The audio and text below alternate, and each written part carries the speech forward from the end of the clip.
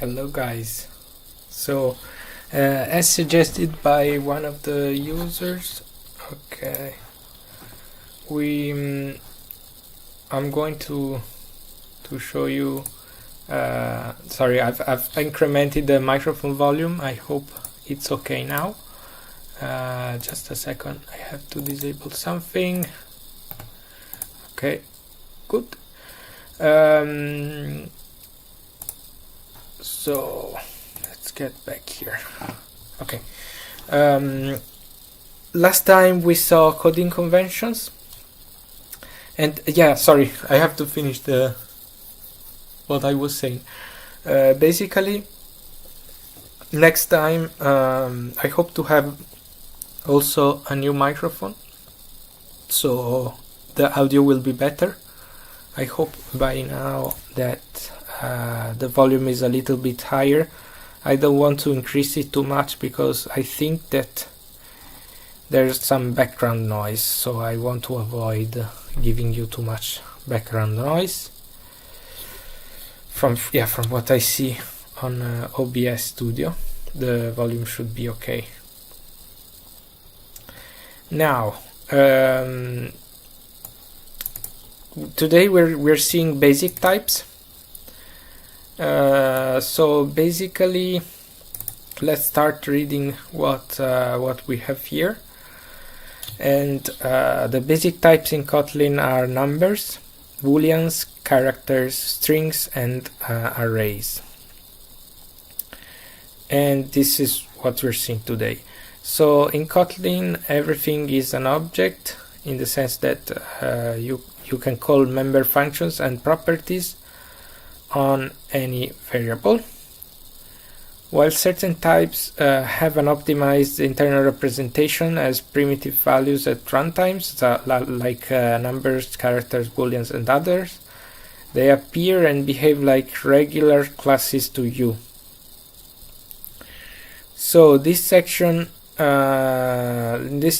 we can start with reading what they say on numbers.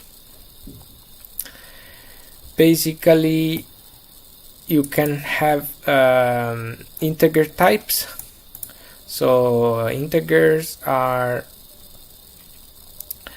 you can have it says for integers you can have 4 types with different sizes. So this means that the value range is different in these, and you can have a low range value like byte, a little bit higher range values which are short numbers, and then integers, and then long. So what is my suggestion here? As you can see that the size in bits of a byte is 8. I mean, this is really a basic notion of computer programming. Then you can have in Kotlin you can have a short of 16 bits and an integer of 32 bits. This means that you cannot exceed with the bytes computation the sum, the max value or the min value. We'll see this. We'll see this later.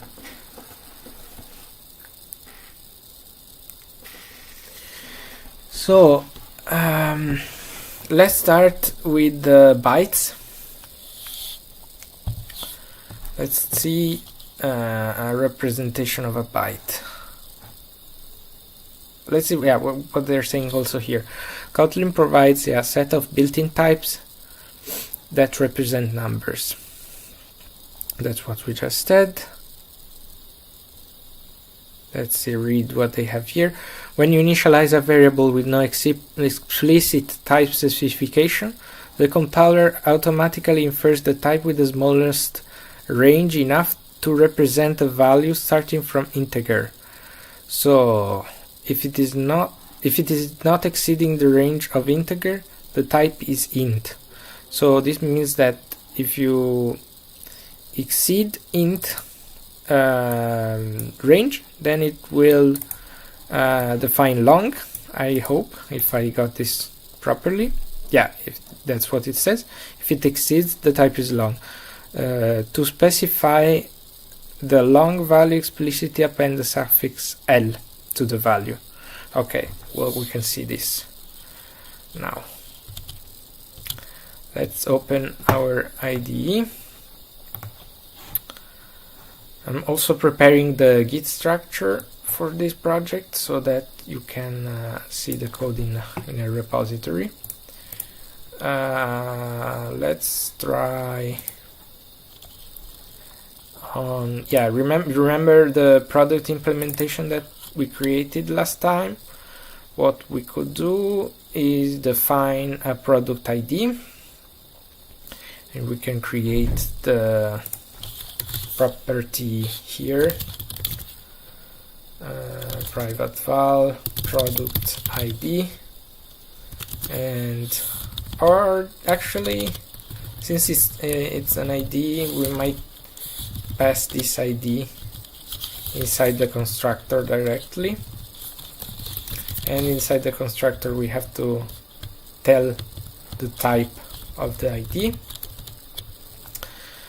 So in this case, yeah, in this case we cannot see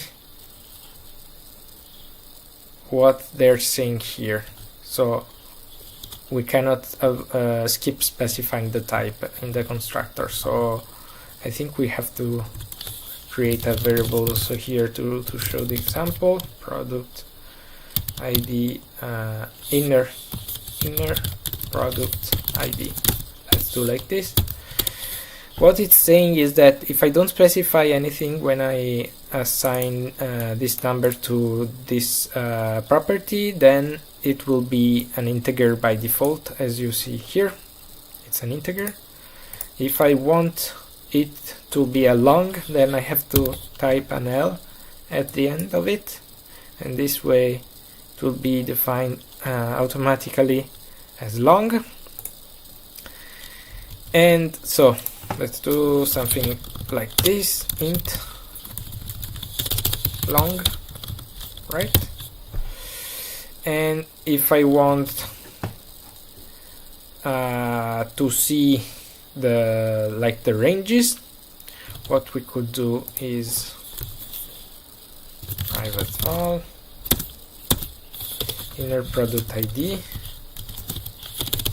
byte, and this can be, let's say, byte, and in this case we have to specify it, otherwise, as we said, by default it will go into an integer. Then I want to see some computations on this, so I will say byte, and then we have short. So let's type also the short range. So we have all the possible types now of numbers, and we can make some computations on them.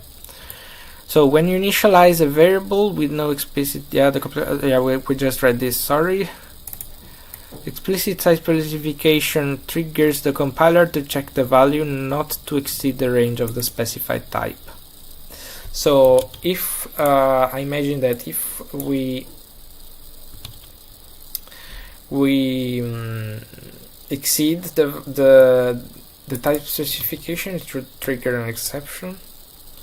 Let's see it with the bytes, which is the shortest range. So I'll try 200, and let's try to run this code now. Yeah, it will automatically say that you cannot. The integer literal does not conform to the expected type byte. So we're getting a warning. Let's run this.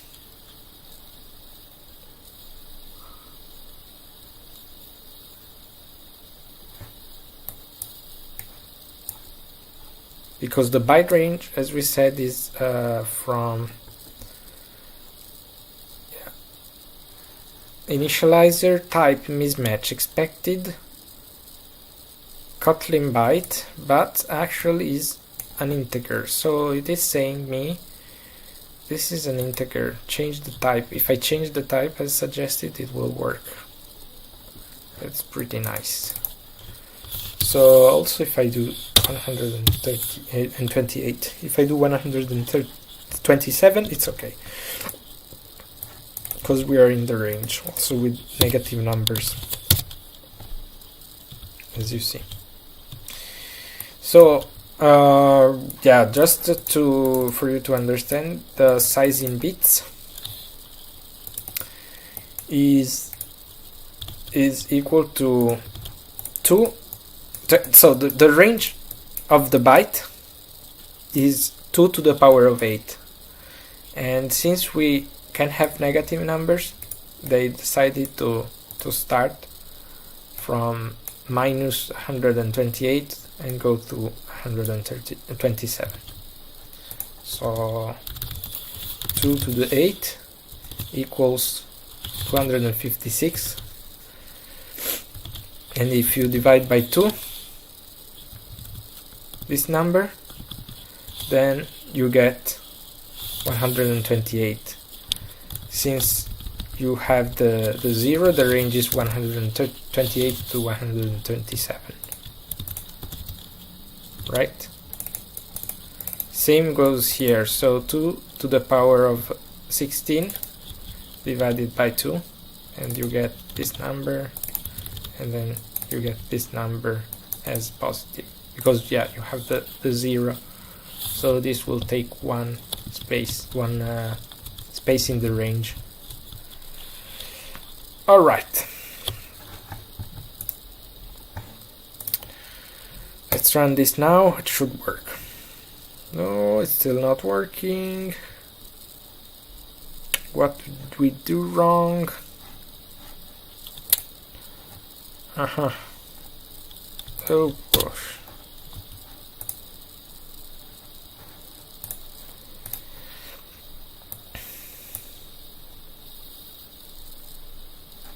Okay, good. It's now working back again. Whoop.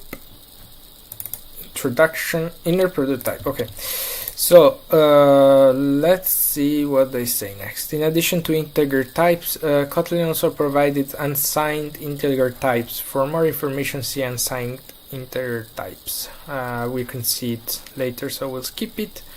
Floating point types. So as you saw here, these are only values which are integer, so you cannot have 1.34, 1.40, and for this reason we also have floating point types. That's how they are called. And floating point types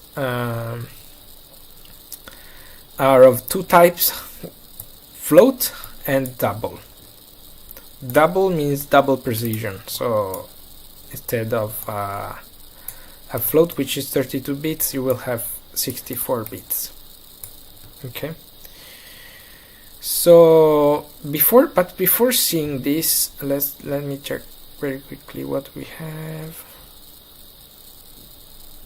I want to show you something before doing this. What happens if we sum a number to 127, which is this number? Well, let's see what we'll get at this point. So print line computation on byte. What I want to do here is declare a new byte called b.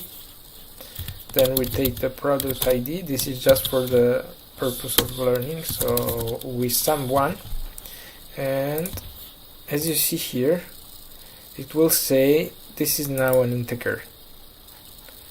I mean, I'm making a sum from 127, and Kotlin will say this is no more in the range, so this type is an integer. It's not a byte anymore. Okay, but we could also yeah, because the compiler specifies it as integer directly. It extends the range, so it's a little bit strange, because what it could have done is it could have let's say class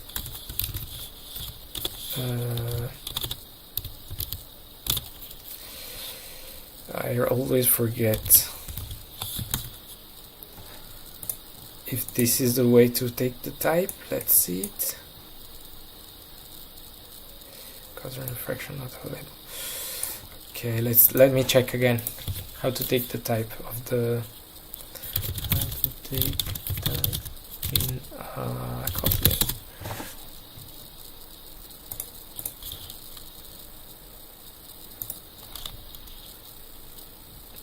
Java class dot name.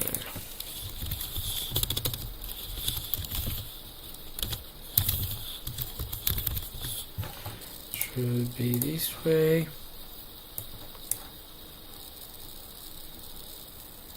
So it's an integer, as you see. What if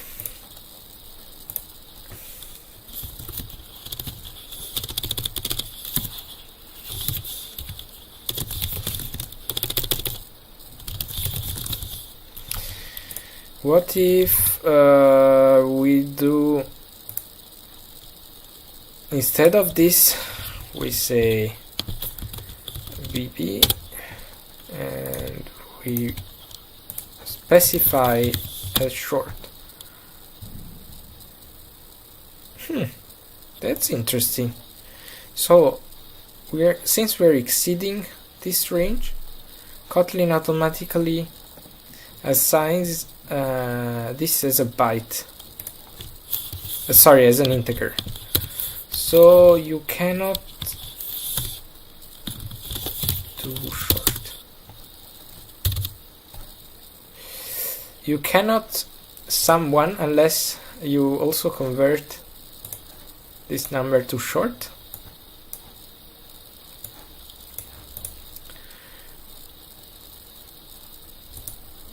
This is very strange. I wouldn't have expected this. This is probably because, as we said, when you exceed the range, it automatically assigns integer. And so I expect that if you take the maximum integer and sum 1, the behavior is the same. We can check this. L integer equals to inner. So yeah, instead of using this integer, ed integer, we say int dot max value. So this what I've done here is I've taken from the companion object of the integer class the value of max value. Okay, and since we have entered in this part of code, we can now see that public class, the integer is actually a public class with a private constructor, and it inherits from number and comparable. So number, as we see here, is an abstract class. It doesn't hold much information, as we can see here. It only has some methods for converting this number to the other types of numbers, and that's fairly interesting. I have never entered before inside here, so we're seeing the concepts that we learned also in the previous classes. So this is abstract, and all the methods in here are abstract. Then we are inheriting from this interface, which is comparable, which just has the compare to method. So basically you are comparing the input with another number. You can compare actually two numbers. That's what it means in briefly. Then we have a companion object. In this case, it's a public companion object. As you see, they are specifying the type. The visibility of the companion object here, and also the visibility of the objects inside it, of the values inside this companion object. And we have a minimum value, maximum value, the size in bytes, and the size in bits. Actually, this could have been made by computation, but that's okay. Next, and this is the information that we also have here, as you can see. So I think we have some other valuable information inside here. Yeah, like so these are methods that you can use. Intrinsic const evaluation. Not even sure. Public override. Right.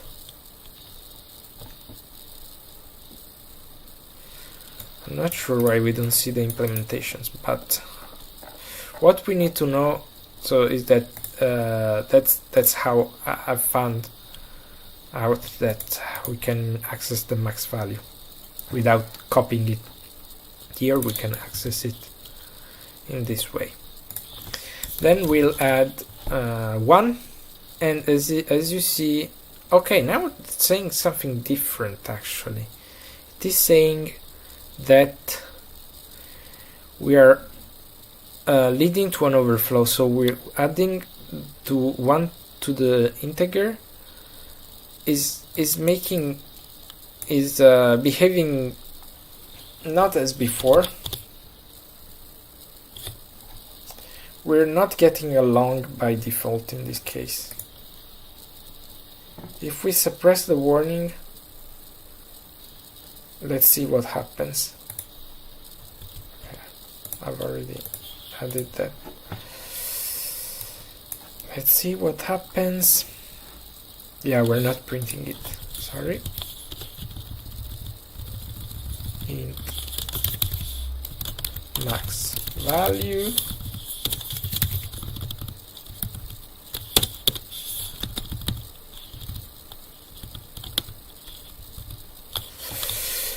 Let's see.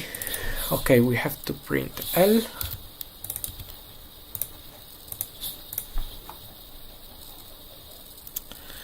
Okay, so the overflow led to something different.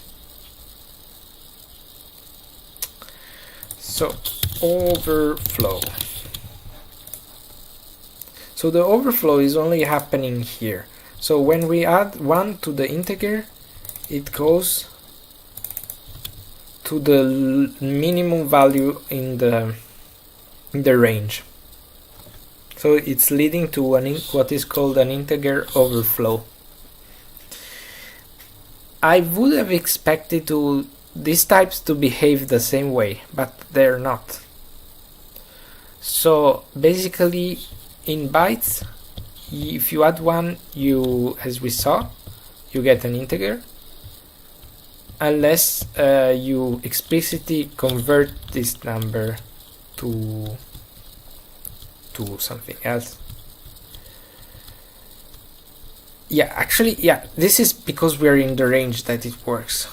I don't know what happens if where you are adding to a number and you're not in range, but as we saw here, it should lead to computational issues if we do this.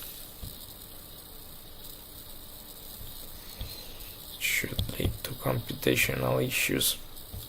Yeah. Integer is expected. Yeah, we saw this before. Sorry, I forgot that. So that's fairly interesting for me. And what we could do is try to specify the max int plus 1 as long. Okay, so in this case we can say integer overflow, and in this case we'll say long from int. So let's also rename this short byte, let's say max byte plus 1 to short, so that is more clear. In this case byte plus 1, it's now an integer. So long from int, let's delete the suppression warning, and now let's specify this as long. Okay, it is saying the operation is still leading to an overflow. Inferred type is integer, but long was expected. So I believe, yeah, if we add one long, then this will work. So I think that it means that it's now converting the sum to a long directly without specifying it. And in fact, we are now in the long range and the computation has been made properly. So we are all happy about this.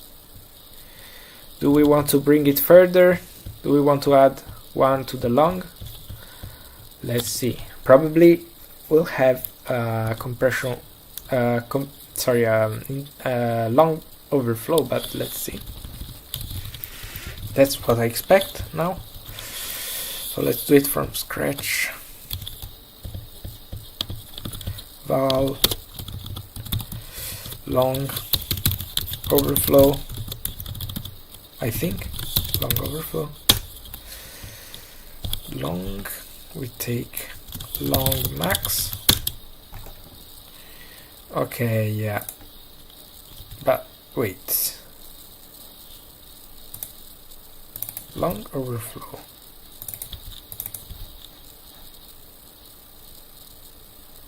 Suppression warning, integer overflow. Interesting. Why is it saying integer? I mean, let's try anyway.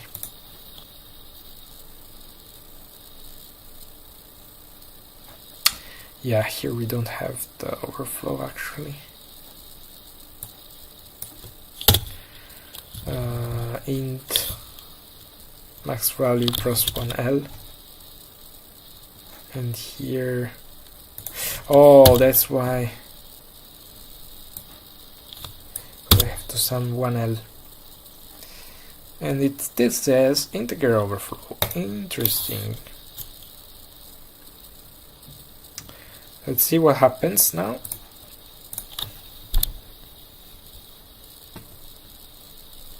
Yeah, it's behaving, gosh, this is long max value plus 1.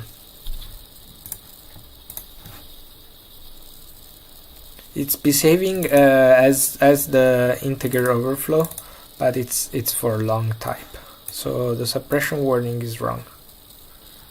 Anyway, that's okay. So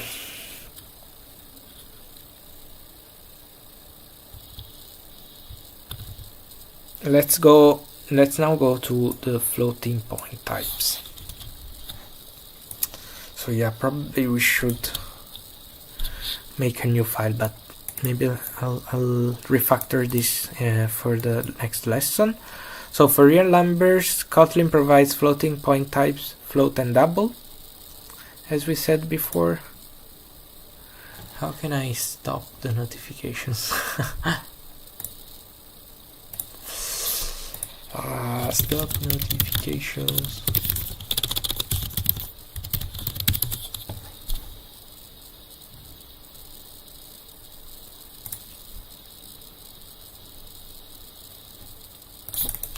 Nope. Notifications.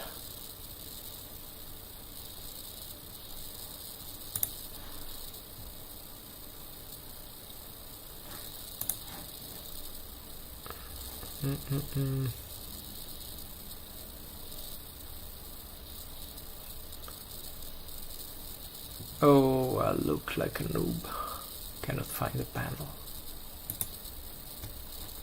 Let's search here. Notifications. Take page tile. Notifications.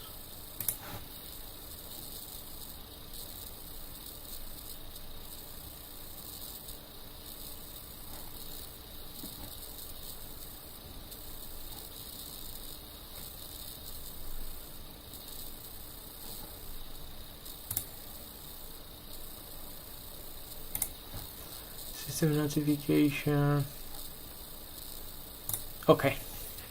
No calendar. This is for calendar. Oh god, I don't find the option.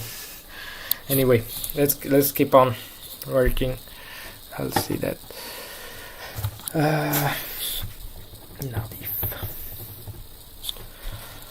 All right. So now let's work on doubles and floats. You can initialize double and float variables with numbers having a fractional part. It's separated from the integer part by a period. For variables initialized with fractional numbers, the compiler infers the double type. Alright. So here there's some theory about floating points and doubles. The size of floating points is 32 bits and the size of a double is 64 bits. Since we are using fractional numbers, some bits are used for the as you see here, for the decimal part, and some bits are used for the base. So basically the base would be the first part before the comma or the dot, and the second part are the decimal digits.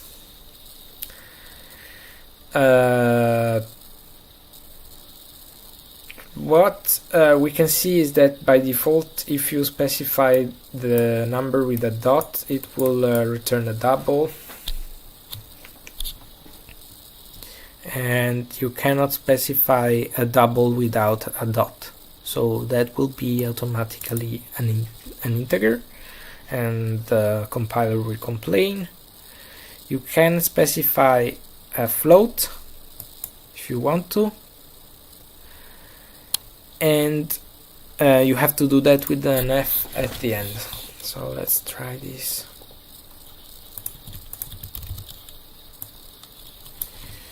Double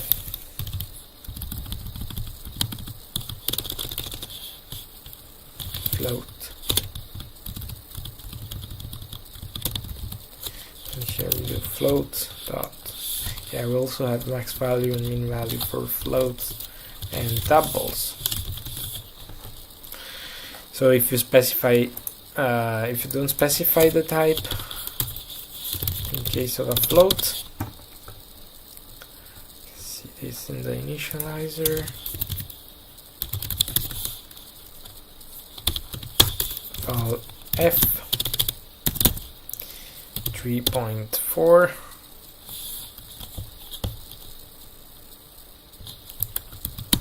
I don't know why it's complaining. I think this should be okay. Yeah, it got stuck. Okay, I don't know why it's complaining. But the type, what I want to see is the type, of course, of this. So let's do float.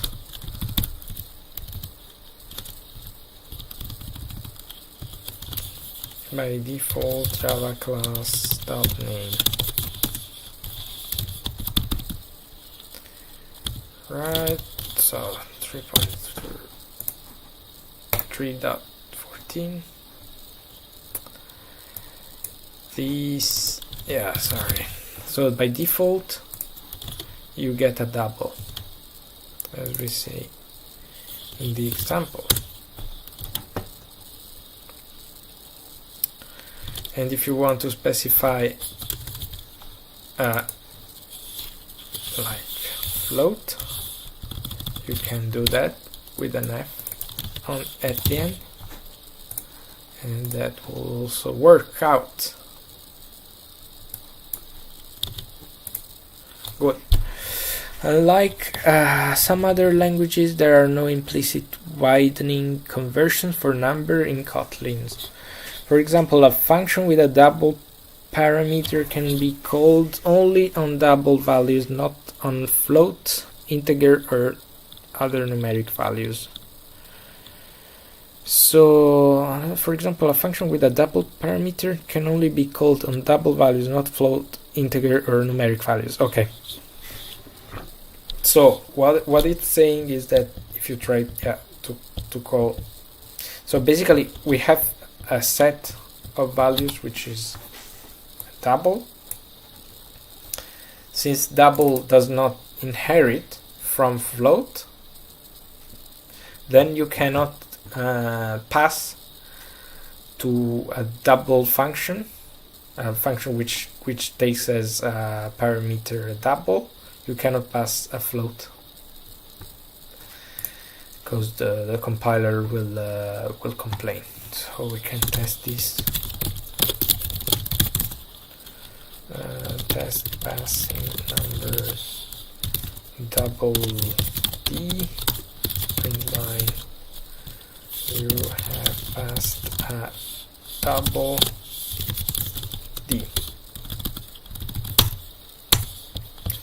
So if I type this here and say pass by, it's alright, it will compile. If I say pass type F, it will say, hey, it's not possible, either change this to F and we're good, or I cannot do it. Okay.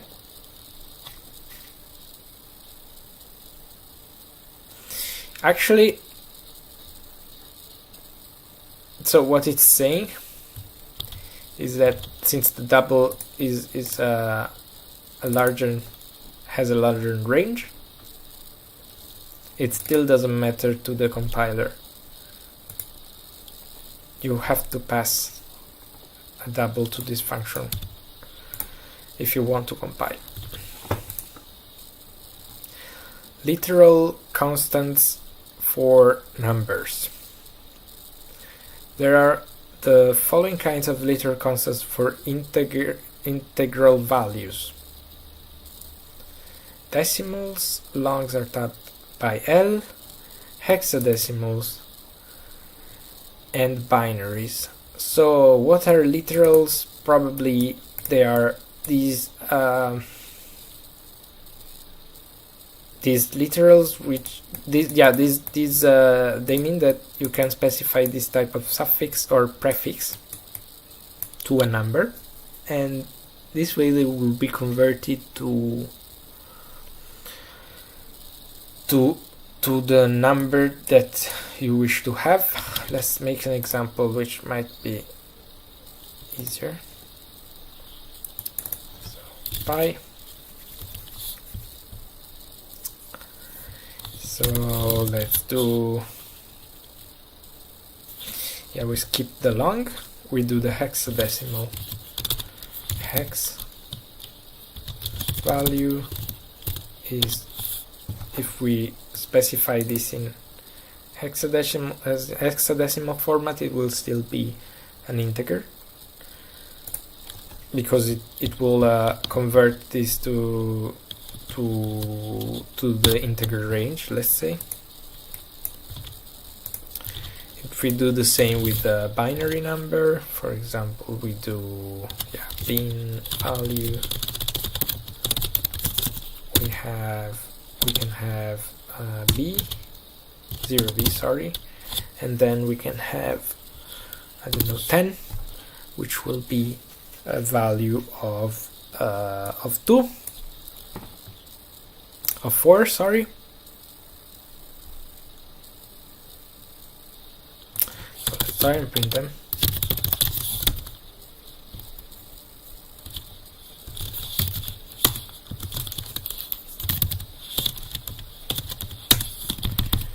X value, bin value. They will still be of type integer, as we said. So the hex value, sorry, this is 2. If we add another 0, it's 4.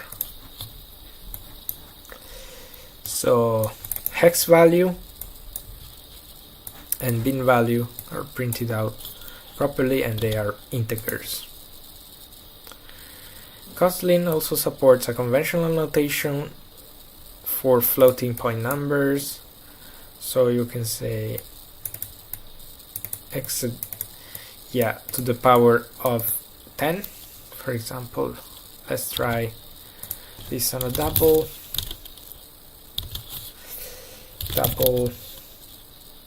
value with exp notation, and then we can have 1.3 e4.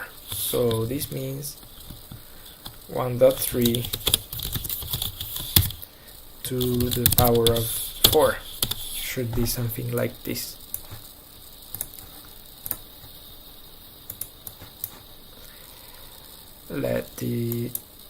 That's it. Run double value with exponential notation, and we're good. And this by default is a double. Yeah, if you tag it with F, you will have float. You can underscore to make constant numbers more readable. Okay, I didn't know that. I don't even know what's the purpose of this. Yeah, okay, so you can add this just to make the number more readable, as it's saying, but it will not make any difference to the number. 1 million. Let's see how it's printed.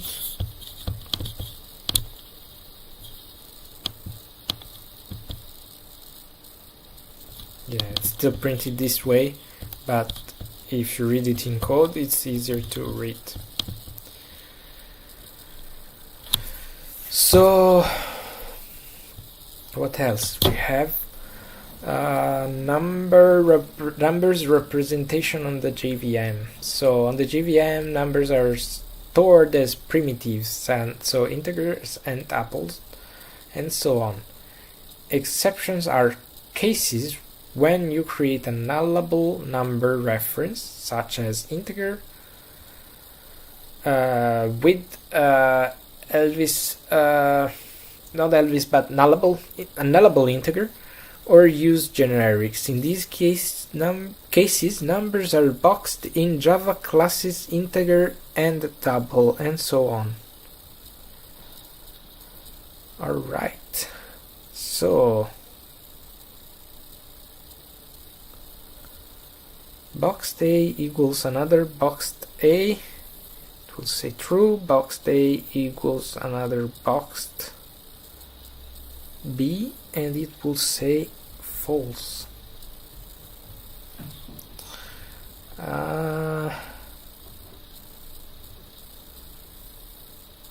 Well, what's the difference between the first and the second?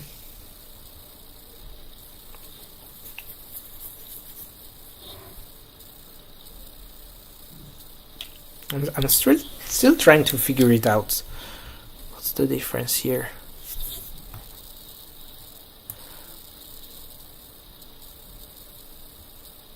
Refer to different objects. nullable references to the same number can refer to different objects.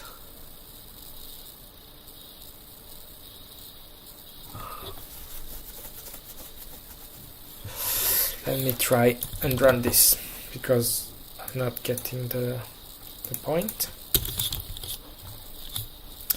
So yeah, basically these are nullable, but they could not have been nullable in this example. And here we have true and here we have false. So we're now comparing. I don't know why they're different here. It's taking B and it's taking A.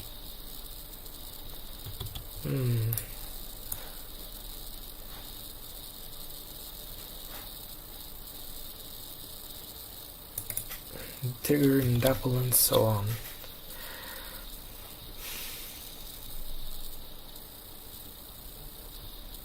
What I want to see, to understand this, is what's the type of a.java class.name. What's the type of boxed a Java class name, and then we just check boxed a b and boxed b.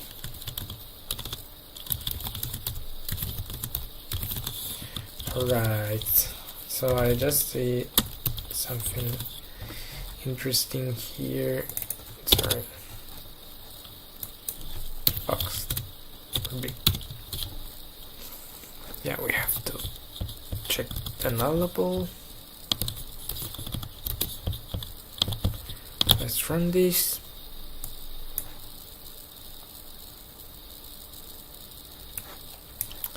Still integers. But what we see here is that in this case we're getting integer as primitive types, and in this case we're getting Java lang integer.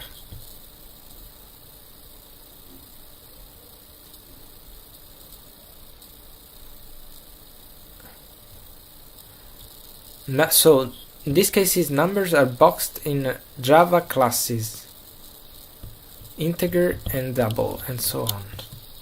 So we're not anymore in Kotlin, we're in Java if we have nullable primitives.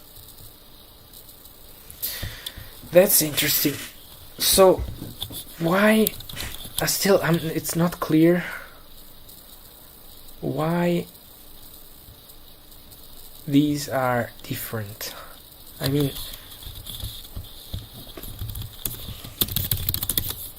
boxed A, boxed B, then we print, boxed A, boxed B, and then we print A and B.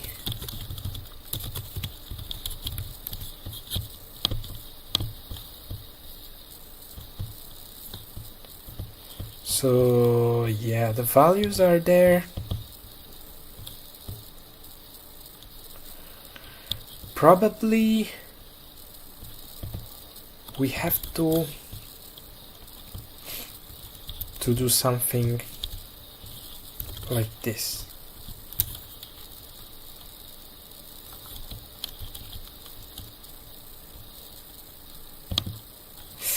Oh god, do we have three? Yeah, we have three equals here. So basically the three equals is probably a type check. Let's see.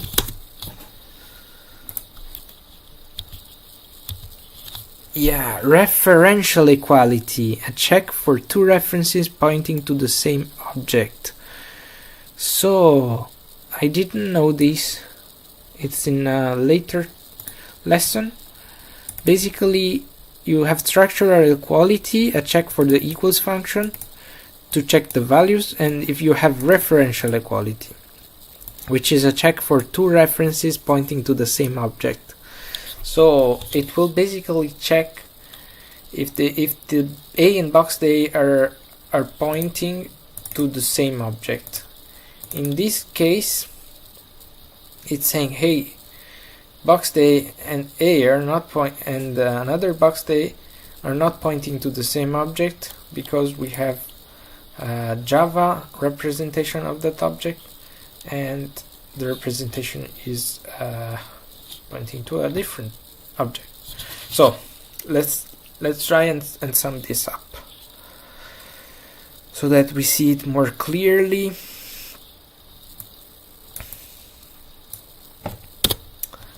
How can we do that? We can see it only on A now that we understand this. Well, is it structural equality on both cases? No, I still don't get this, because why is this false and why is this true? I mean, if they point to different objects, they should be different.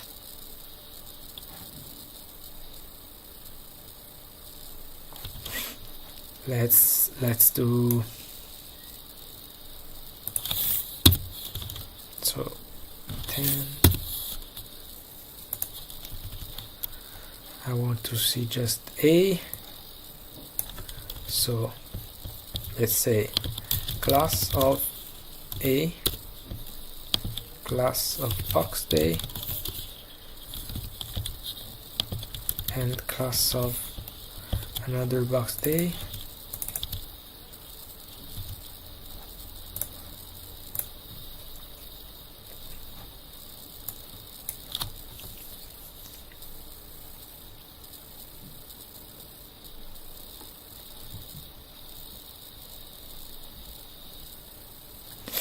Okay, these are the classes, and we can say value of A is A, value of box A is box A, and then another box A is another box A. Then what we can do is print these equalities for all the objects that we have.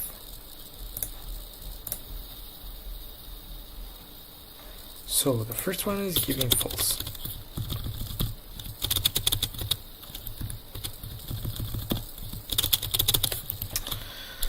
So box A is not referring to the same object as another box A.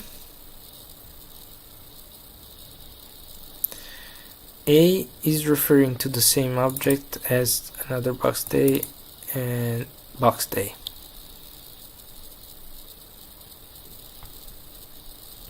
So guys, I'm trying to make this simple and also to understand this,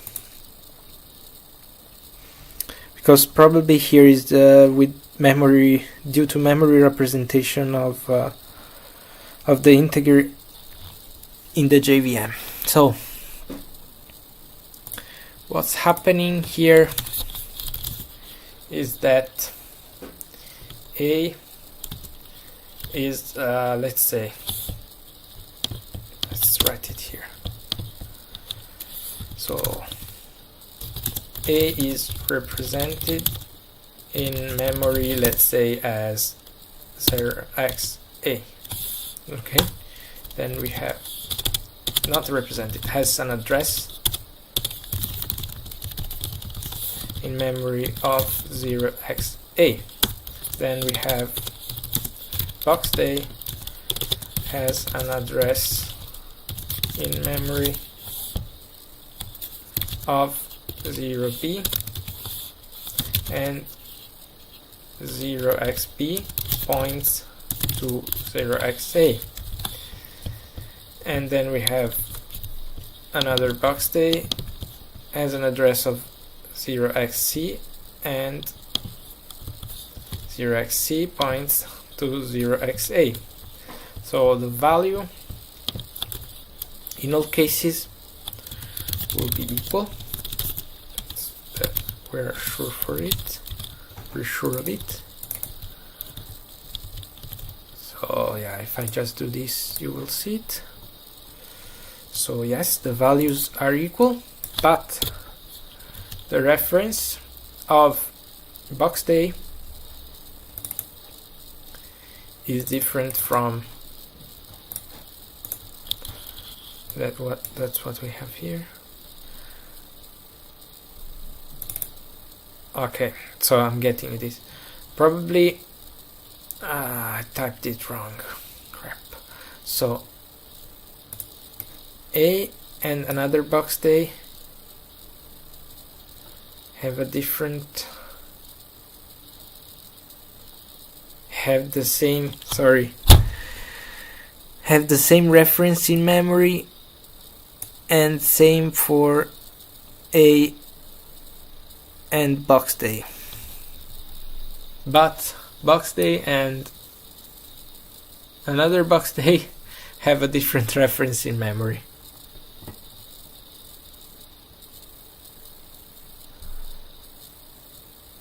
So since there is 0xb pointing to 0xa, that's why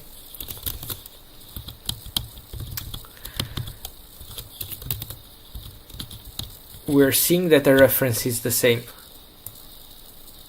because here the reference is 0xa, here the reference is 0xb, which is pointing to 0xa, so the reference is actually 0xa.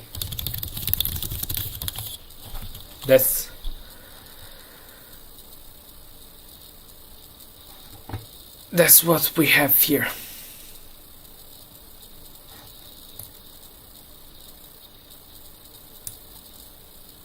It should be like this.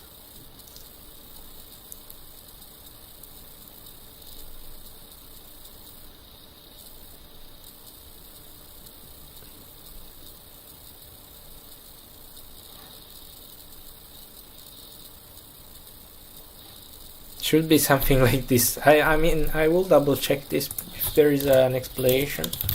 Find explanation. Is there a better explanation? So that we can keep on with the other parts of the documentation. So all nullable references to A are actually the same object because of the memory optimizations that JVM applies to integers between minus 128 and 127.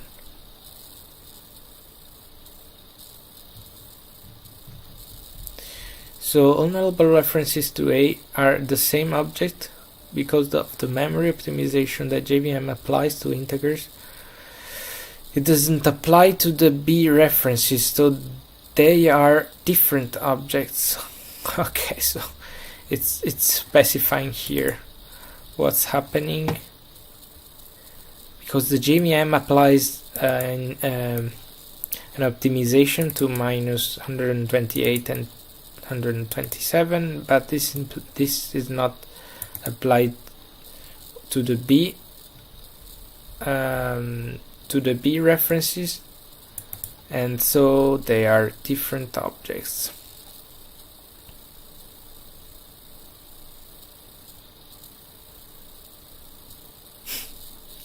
I still don't really understand this part.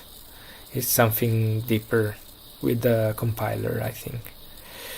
Explicit number conversions. Due to the different representations, smaller types are not subtypes of bigger ones.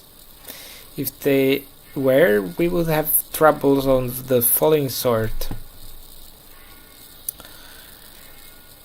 Smaller types, yeah, as we said before, the smaller types are not subtypes of bigger ones.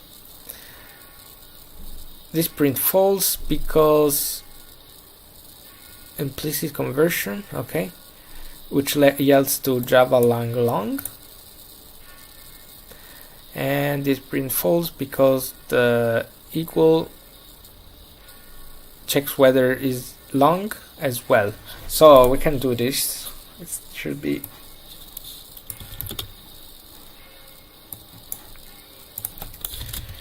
easy to do. I don't know why it's giving always the because we used this before. So let's rename.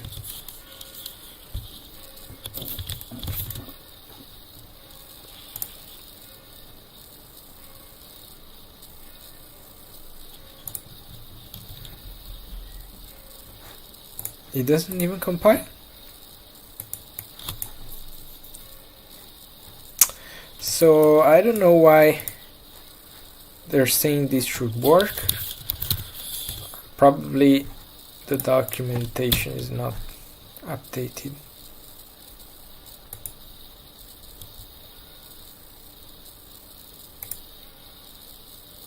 Yeah, as you see here, it would not compile. I mean, we have to convert either one or the other to yeah, it should, the A should be converted to long if we want this to work properly. But what it's saying is that long can be compared only to another long. So you cannot have equal to an integer.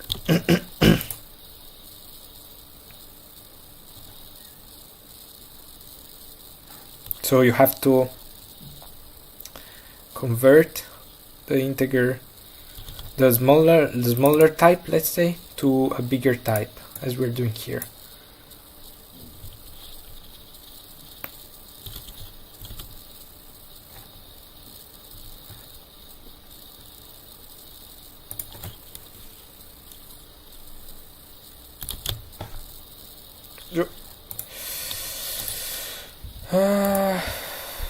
Explicit conversions.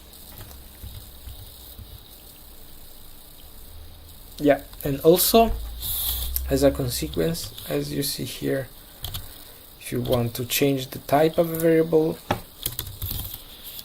you have to specify it. Otherwise, it won't work.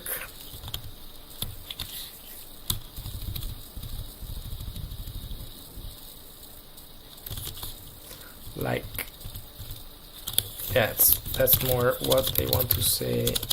If you remove the long here, sorry, long here, the compiler will complain. Right. In many cases, there is no need for explicit conversions because the type is inferred from the context. That's what we saw. That's what we saw before. If you add, like a long to an integer, then this will result in a long, and it will be automatically casted. Same. Kotlin supports a set of standard arithmetical operations over numbers, so plus, minus, times, division, and I forgot how that's called. It should be operation in programming.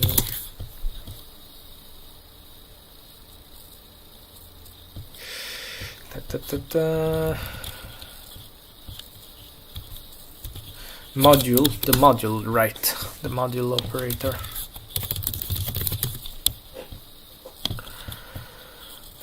That's what I'm talking about. Modulo. So you can also override these operators for custom classes. Okay, see operator overloading, then division by integers. you can divide integers, and this will give, let's see what it gives, what type it gives. All division integer 5 divided by 2. It will give still an integer of value 2, it should be.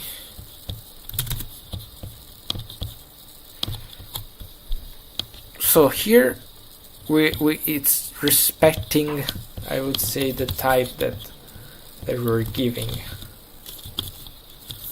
Divide 5 by 2. Then we can do the same with the long numbers,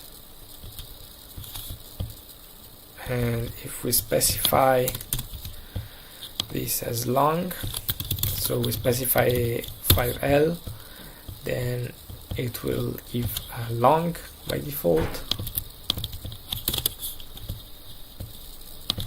Int long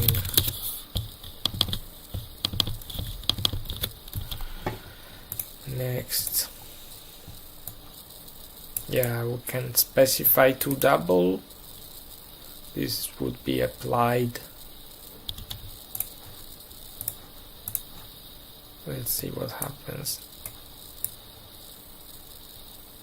Right, it's not.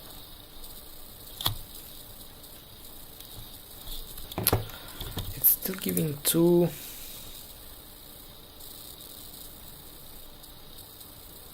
L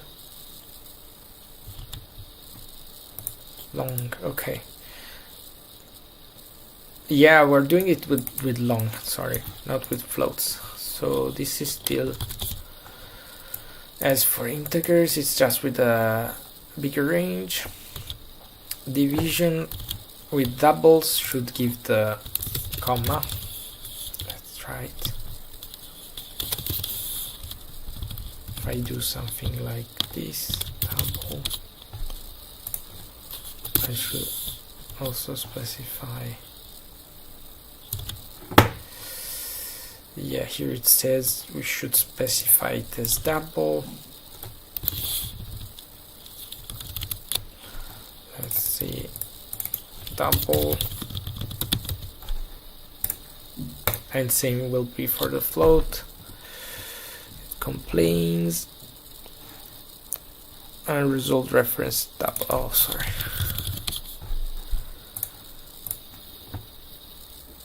As I will close fleet because it's giving wrong annotations. Let's see if this helps. Fleet.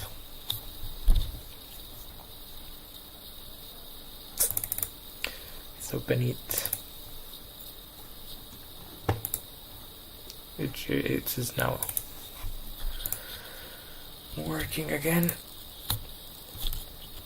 Yeah, the double, we can compare the double with another double, of course, and see if they are the same.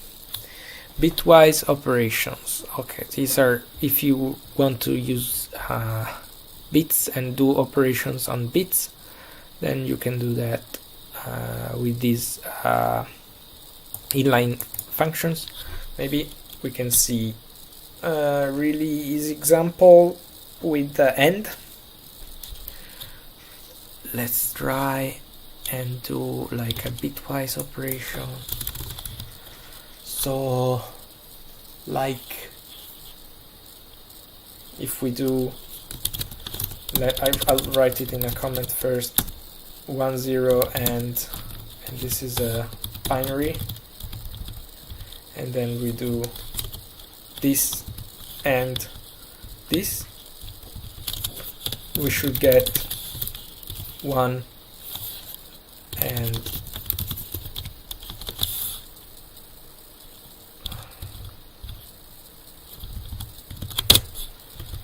we should get 1 and 0. Let's see, still not working properly, the compiler. So 1 and 0 is 2. That's why we're having 2 as a result here. Bits 2. Sorry, this would be 2 and 3 equals 2 bit. So that would be a bitwise operation. 2 and 3 equals 2. Let's go next.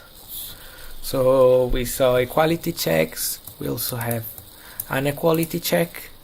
We have comparison operations like less than, greater, less than or equal, greater than or equal. Then we have range instantiation and range checks.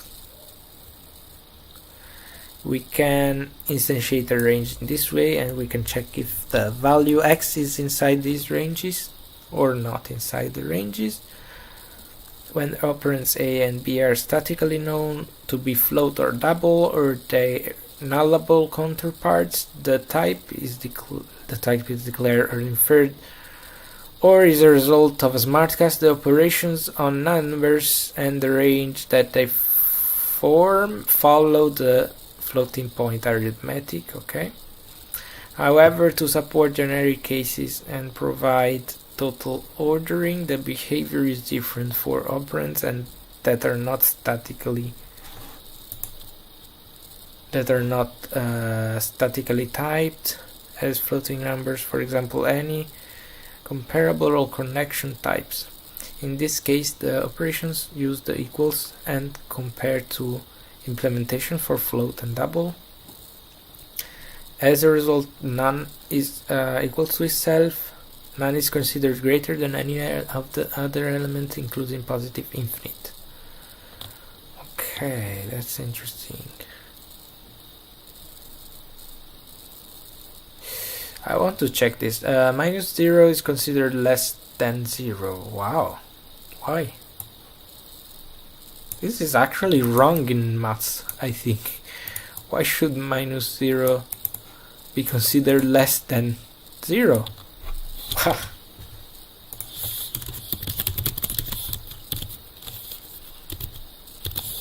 No. Strange things. Why is this happening here?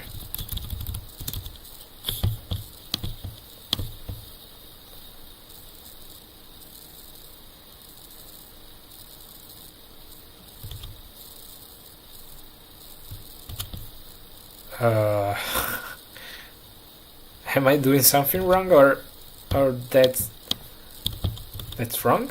What they're saying here? I mean, it's not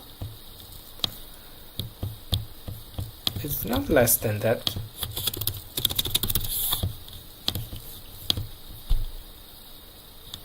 Yep. There's an issue in the documentation here. They're equal. Good things. So none is considered equal to itself. So let's try and check if null is equal to itself. Is null equal to itself? No. Good things. Null equals to null.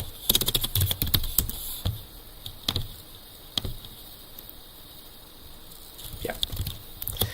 And null is considered greater than any of the other elements, including positive infinite. I don't know where this positive infinite will come from. Null is greater than positive infinite. Import this.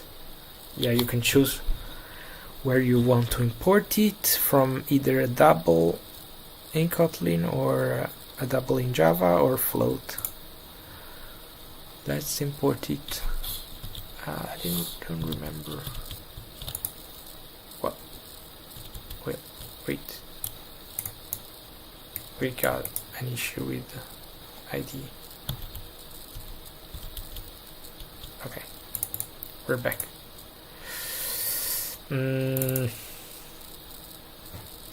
Operator call corresponds to a dot qualified call which is not allowed on nullable receiver null.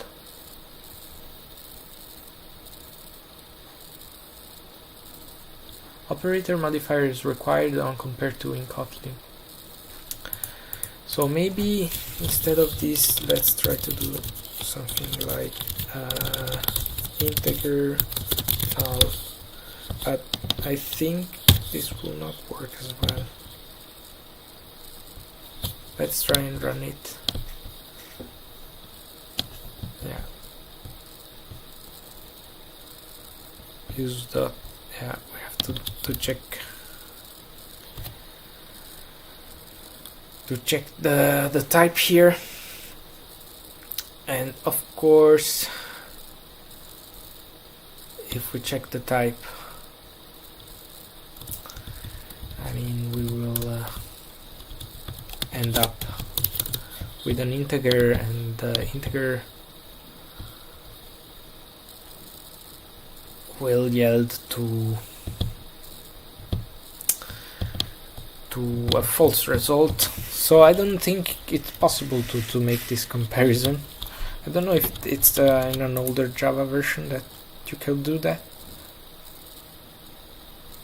Okay, so they're so sorry guys, but they're using double none instead of none.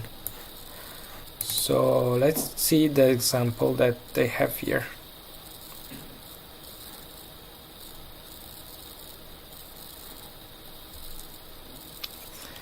So double none equals double none is wrong.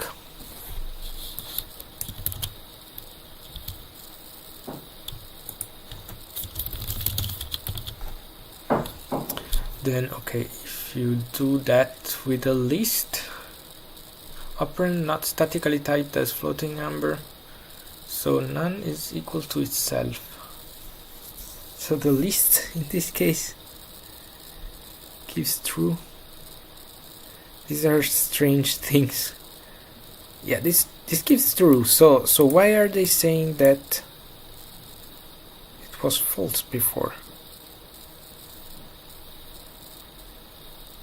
I don't know. The list, if you take it in the list,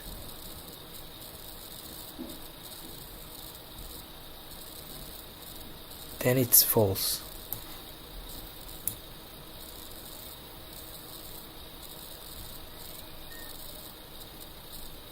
Well, these are a bunch of strange things. I would say this is the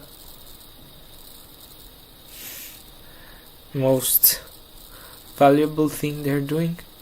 So if you sort, you will have -0, 0, infinity, and none. So none, that's why they say none is greater than positive infinite.